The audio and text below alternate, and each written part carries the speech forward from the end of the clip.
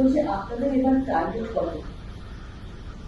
আমরা টার্গেট করে নামিনি।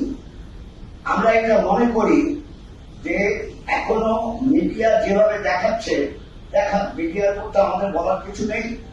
মিডিয়া মনে করে দুটো ফ্রন্ট কাজ করছে, একটা টিএমসি, একটা বিজেপি।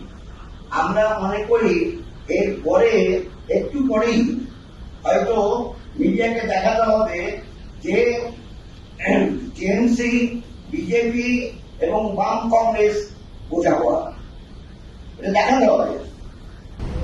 আপনারা শুনছেন না, কত সিট?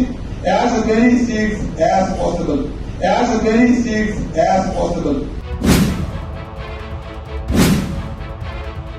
কংগ্রেস এবং বামফ্রন্টের বোঝাপড়া হয়েছে, সিট অ্যাডজাস্টমেন্ট হয়েছে এবং প্রথম পর্ব থেকে একেবারে সপ্তম পর্ব পর্যন্ত নির্বাচনী বোঝাপড়ার ভিত্তিতেই বামফ্রন্টের শরিক দল এবং জাতীয় কংগ্রেসের যৌথ সভা, যৌথ মিছিল ইত্যাদি পরিচালিত হচ্ছে, আরো হবে। আমি নিজে ব্যক্তিগতভাবে ইতিমধ্যে যেগুলোতে অংশগ্রহণ করেছি তাতে জাতীয় কংগ্রেসের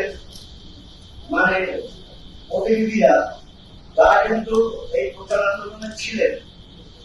এখন আমি যে উদ্দেশ্য নিয়ে অধীরবাবু এই প্রেস কনফারেন্স ডেকেছেন জাতীয় কংগ্রেসের পক্ষ থেকে পশ্চিমবঙ্গের সভাপতি হিসাবে, তাকে আমি বলতে বলছি।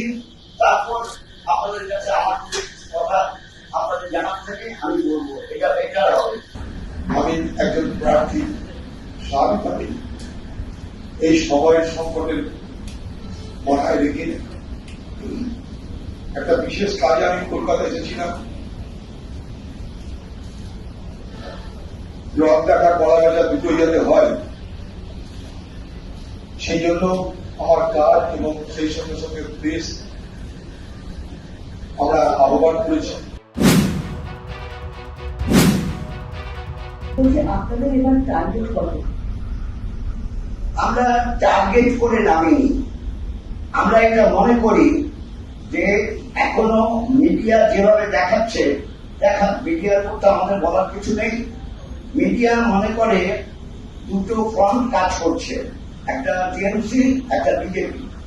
আমরা মনে করি এর পরে একটু পরেই হয়তো মিডিয়াকে দেখাতে হবে যে টিএমসি, বিজেপি এবং বাম কংগ্রেস বোঝাপড়া, এটা দেখাতে হবে।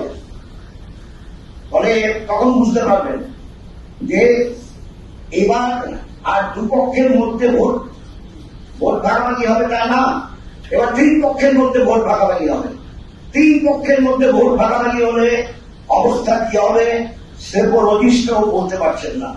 আমি এক সেপোলজিস্টের কথা বলেছিলাম, বলছেন তিন পক্ষ যদি হয়ে যায় বলা খুব মুশকিল হবে, কি হবে। কতগুলো সিটের ক্ষেত্রে অবশ্যই এরকম পরিবেশ পরিস্থিতি গড়ে উঠবে।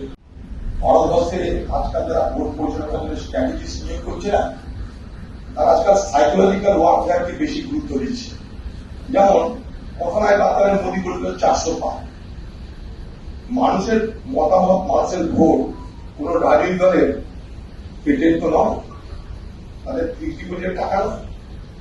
মোদী বলল 400 পার, অর্থাৎ সাইকোলজিক্যাল ওয়ারফেয়ার, মাইন্ড গেমে সবাইকে বুঝিয়ে দেওয়া যে আমি তো 400 পারের কথা বলে দিয়েছি, তোমরা দিয়ে দাও। তোমরা দিলেও 400, না দিলেও 400। কিন্তু মোদী সমাধান তো দৌড়ে বেড়াচ্ছে চালিয়ে। যদি 400 পার এত আসানিতেই হয়, মোদীকে দৌড়াতে হবে না, এত দৌড়াতে হবে।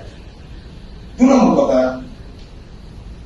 মমতা ব্যানার্জি, আপনি যে কথাটা বললেন যে ভোট হয়ে যাওয়ার বিজেপি, এটা আরেক ধরনের সাইকোলজিক্যাল ওয়ার।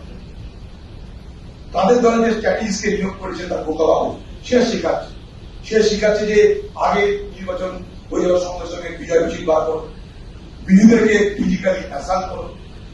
যেমন আপনারা একজন প্রশ্ন করলেন না, আপনাকে বারবার হামলা হচ্ছে, হামলাটা করছে কারণ আছে, এটা একটা স্ট্র্যাটেজি। থাকে উত্তেজিত করো, প্ররোচিত করো, করতে করতে করতে করতে ট্র্যাক করো, ফাঁদে ফেলে রাখো। যাতে প্রমাণ করা যায় যে দেখো বেআইনি কাজ করছি আমরা, আমাদের প্রচারে বাধা সৃষ্টি করো, এসব কতগুলো স্টাইল। ঠিক আছে, সেখানে স্থানীয় পুলিশ এখন তাদেরকে মদত করে যাচ্ছে। তো এগুলো তাদেরকে করতে হচ্ছে একটাই কারণে, তারা নিজেরা ডেসপাইট হয়ে যাচ্ছে, যেখানে যেখানে তাদের সম্ভাবনা কমে যাচ্ছে সেখানে যেখানে তারা আরো বেশি বেশি করে এই ধরনের কতগুলো সাইকোলজিক্যাল ওয়ারফেয়ারের চেষ্টা করছে।